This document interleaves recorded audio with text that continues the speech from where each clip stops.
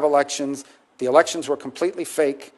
They leveraged migration against us to get those concessions, and now they have these general licenses where companies like Chevron are actually providing billions of dollars of money into the regime's coffers, and the regime kept none of the promises that they made. So all that needs to be re-explored, because in Venezuela, you have the Russian presence, you have a very strong Iranian presence.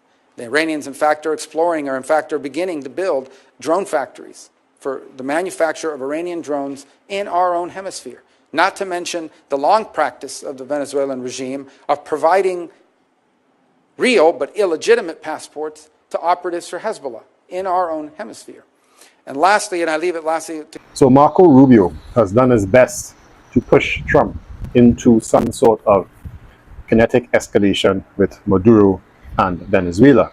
He is undoubtedly spearheading this buildup in the Caribbean that we have recently seen, and which brings geopolitics to the shores of my country. As some of you may not know, I am born and raised in Trinidad, which has now come into the limelight of the news with our current administration's pro-US, pro-Trump stance on this situation with Venezuela. Now, I have done some research because, given my keen interest in geopolitics and the learning I have garnered from following the Ukraine war, which many of you have followed along with me, I understand that to understand the motives behind the globalist empire in the West, their decisions, you usually have to follow the money. And the money usually leads us to wealthy deep state factions in the United States and in Washington.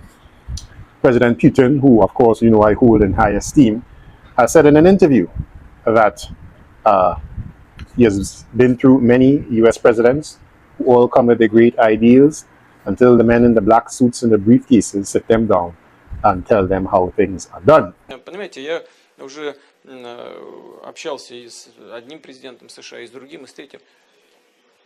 Президенты приходят и уходят, а политика не меняется. Знаете почему? Потому что очень сильна власть бюрократии. Вот человека избрали, он приходит с одними идеями, к нему приходят люди с кейсами, хорошо одетые и в темных, как у меня, костюмах, но только не с красным галстуком, а с черным или с темно-синим. И начинают объяснять, как нужно делать. И все сразу меняется, понимаете? Это происходит от одной администрации к другой. And he was alluding to the deep state, a similar sentiment that President Trump has expressed.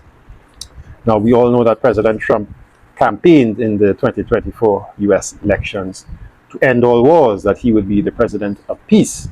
And now, almost a year into his presidency, his approval rating has dropped to 40%. And he has not been able to end all wars. And in fact, he participated in the 12-day war between Israel and Iran.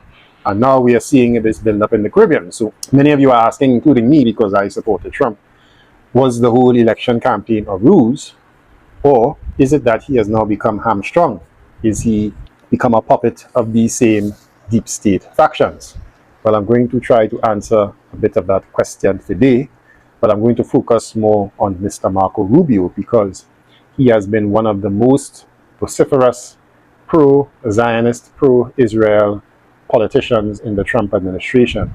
And he, in fact, is spearheading this campaign around Venezuela. And I'm going to show you that it is not that he's speaking from the heart.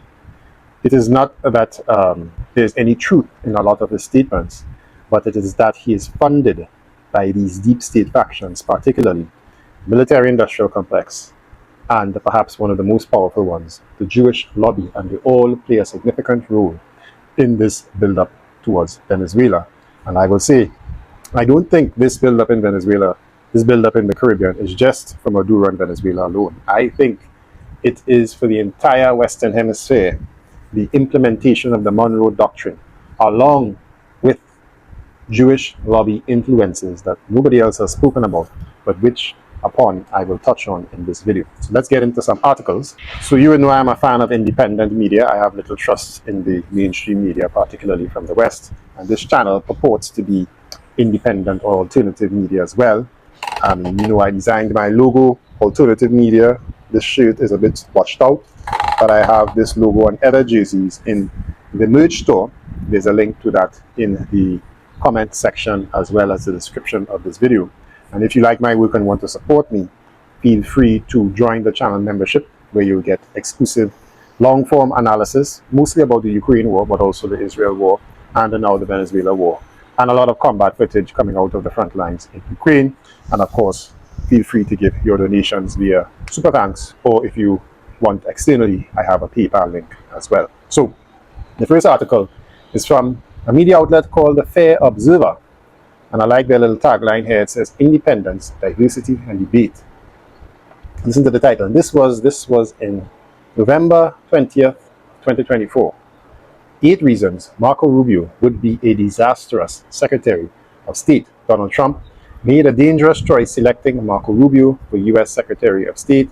Rubio's opposition to leftist Latin American governments, support for Israel's Palestine genocide, and hawkish stance against China and Iran bode ill for U.S. foreign policy. This piece outlines 8 poignant reasons he's a bad choice. So I'm not going to go through it word by word, obviously, but I'm going to show you some of the titles. You get a gist of what Marco Rubio is about, and then I'm going to focus on one area which shows where he gets his funding from. Now, you see that comment is opposition to leftist Latin American governments. That is a key and often unspoken motivation about this buildup in the Caribbean. As I said, this is not for Maduro alone. This is a Monroe Doctrine, which essentially says it was created back in the 19th century, and it was designed to say that Europe must stay out of the Western Hemisphere. This is America's moat. This is America's playground. It also permits America to interfere, de facto interfere in governments in the Latin American and Caribbean regions to ensure its security, and of course to assure that they align with America's interests. So recently, you would have known that President Trump pardoned an ex-diplomat of Honduras who was convicted in America, in Manhattan, a Manhattan court, I believe, and sentenced to 45 years of prison. The prosecutors described him as running a cocaine superhighway from Honduras to America. Convicted, sent away for 45 years. He pardoned him. Why? Because he is part and close to the right-wing government or the right-wing opposition in Honduras, and he pardoned him weeks before an election in Honduras on November 30th. It just passed. And it is clear that this was Trump influencing Honduras election to get the left-wing party out and get the right-wing government, of which this criminal that he pardoned is a part of. So you see the trend. It seems to me Trump wants to remove all the left-wing governments in the Latin American region and Caribbean, and he has put Marco Rubio, who is boldly stated that he is also in opposition to leftist Latin American governments, and he wants everybody to think and act like the Trump administration. So not only is Maduro put on notice, I would suggest Gustavo Petro in Colombia is put on notice. I would say that Cuba and Nicaragua for sure on notice, possibly Mexico, and though it focuses on Latin America, other Caribbean countries might be put on notice. We have our recent Prime Minister from the last election who has clearly stated she is pro-Trump. It begs the question, was there any influence in that election in my home country as well? Well, we leave that for the philosophers. But there are many other CARICOM Caribbean countries who are anti-imperialist, and they might as well see the guillotine coming for them as Maduro is seeing. So let's get into the article. Of all President Donald Trump's choices for his foreign policy team, Marco Rubio is the least controversial to the neoconservative foreign policy establishment in Washington, D.C. Those are the neocons or the globalists. Those are the ones who are pushing for wars and total submission of all countries towards Washington. He is the most certain to provide continuity with all that is wrong with the United States foreign policy, from Cuba to the Middle East to China. So you can see some of these titles here. Rubio's obsession with Cuban regime change will sink any chance of better relations there. So Cuba is definitely put on notice. Look at this about Iran. Rubio insists that the US and Israel can do no wrong, and that God has given Palestine to Israel. Rubio's enmity toward Iran will fuel Israel's war on its neighbors and may lead the US to war. So this was almost prophetic, because this article was in 2024, and then we saw the 12-day war in 2025, which, by the way, was only stopped because President Trump knew from his intelligence that Iran had 12 days left of air defense missile stocks before they ran out, and then it would be a free fall of Iranian missiles in Tel Aviv. This is the part I want to focus on. Rubio is beholden to big money from the weapons industry to the Israel lobby. Rubio has reportedly received over $1 million in campaign contributions from pro-Israel groups during his career. The Pro-Israel America PAC was the single largest campaign contributor over the last 5 years. We're talking about this is back in 2022, so it's probably increased now. Rubio was also the fourth largest recipient of funding from the defense industry in the Senate for the 2022 cycle, receiving $196,000. Altogether, the weapons industry has invested $663,000 in his congressional career. So this is a man who is funded undoubtedly by two of the most powerful lobbying factions, deep state factions in Washington. The Jewish lobby, number one, and the military-industrial complex. Now, why is this so concerning? Well, the Jewish lobby, we know what they want. They want Jewish supremacy in the Middle East, and now it appears beyond that. Perhaps, as Professor Zhang said in one of his series, that Israel wants to take over from the US as a unipolar hegemon. That's for another video. And of course, we have the military-industrial complex. Those of you following the Ukraine war will be familiar with them, as they want, as Julian Assange put it, forever wars. Wars that drag on forever, so they have endless weapons contracts and endless profits for them and their board members and shareholders. So I'm going to take you to one more article. This is from Open Secrets, and it shows Marco Rubio's, a senator, his donors and funding. And you look here, top contributors from 2029 to 2024, the pro-Israel PAC, $109,000. So it's clear that he is bought by the Jewish lobby.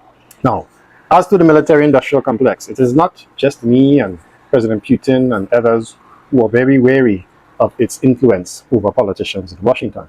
I will take you back to President Dwight D. Eisenhower.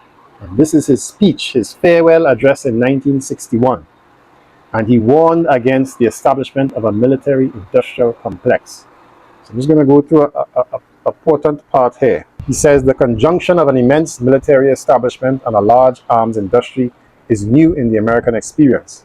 The total influence, economic, political, and even spiritual, is felt in every city, every state house, every office of the federal government. You must not fail to comprehend its grave implications. Our toil, resources, and livelihood are all involved. So is the very structure of our society. And this last sentence captures it all. In the councils of government, we must guard against the acquisition of unwarranted influence, whether sought or unsought, by the military-industrial complex. The potential for the disastrous rise of misplaced power exists and will persist. So, he foresaw what is happening now since 1961. And the real danger of a deep state is that when they become so powerful as these two, the Jewish lobby and the military-industrial complex, evidently are in Washington, is that the interests of these factions often do not align with the interests of the country.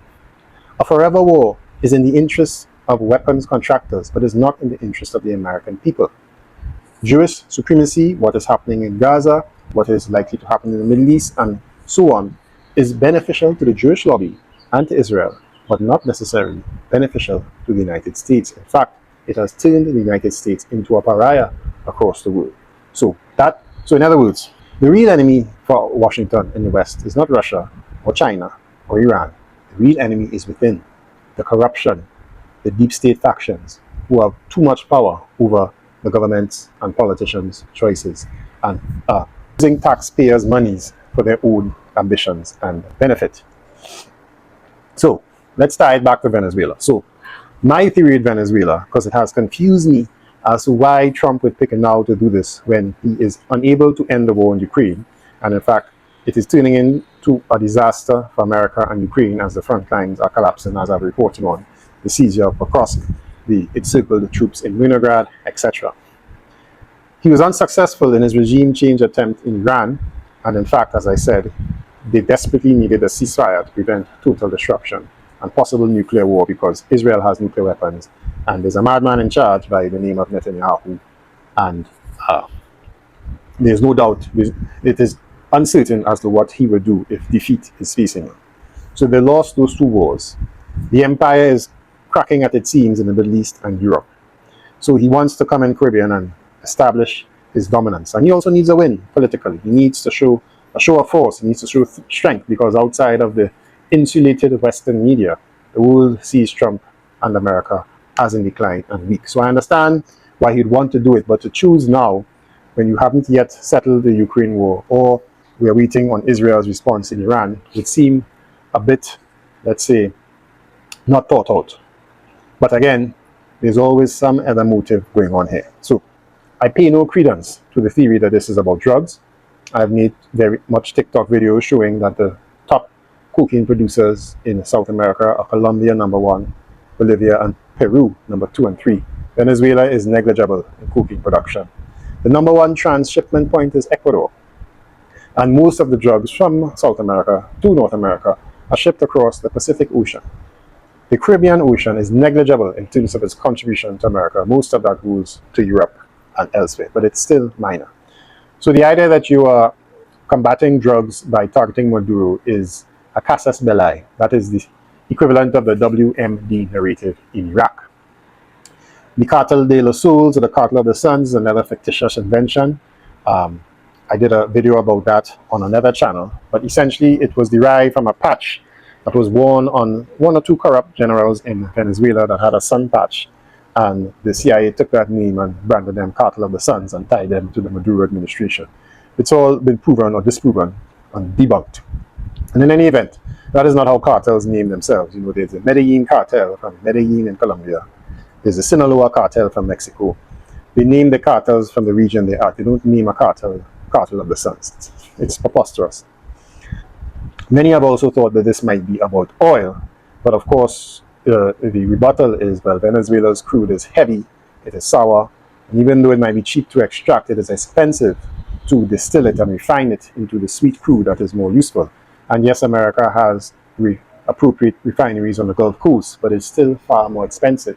And in any event, America gets over 50% of its oil and energy from Canada. So the need for Venezuela oil, heavy sour crude oil, isn't that great. It would be a bonus, but it's not that important.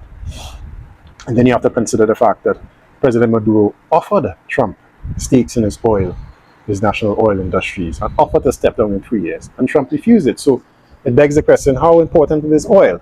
And lastly, of course, you have to think, well, it can't be drugs. If you're pardoning a convicted drug trafficker from Honduras, then clearly you are not that concerned about drugs.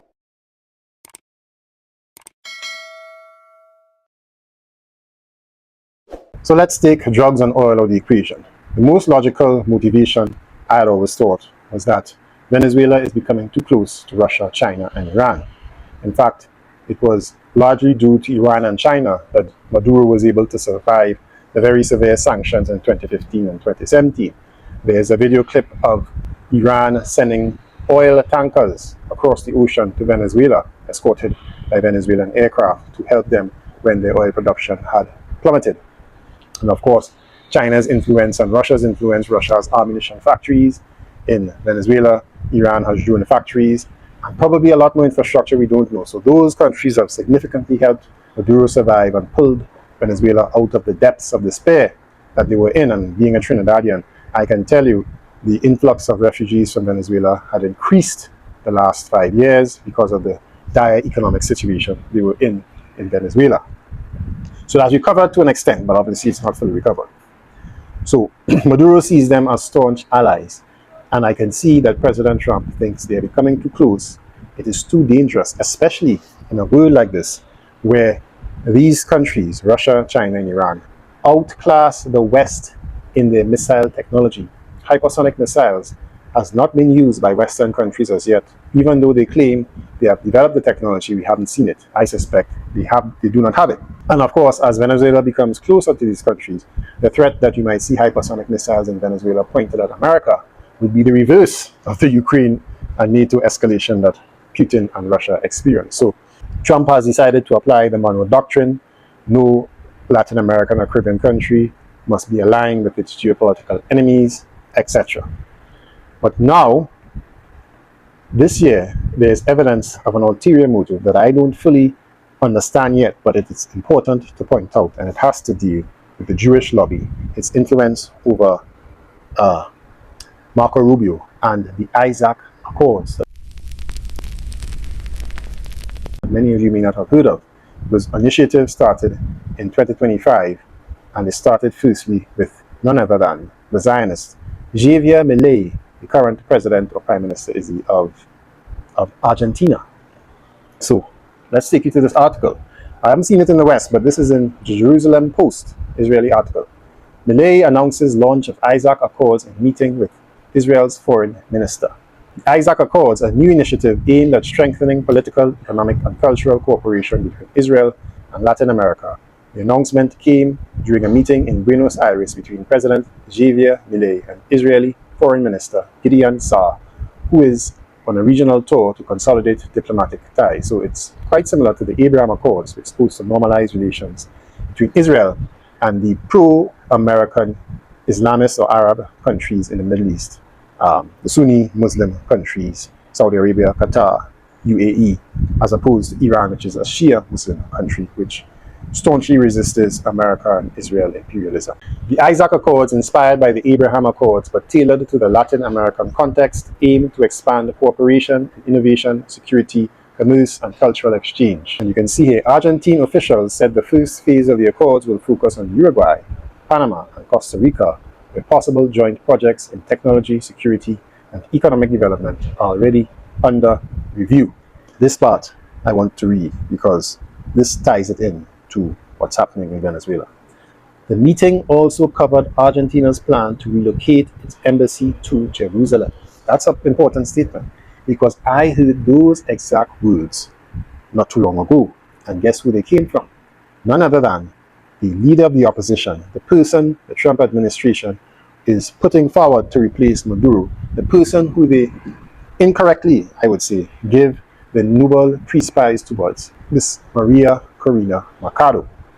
And she said the exact same words. She said that she would privatize the oil industry in Venezuela and give it all away to America. She told them, don't worry, it's Saudi Arabia, who America imports a significant proportion of the oil from.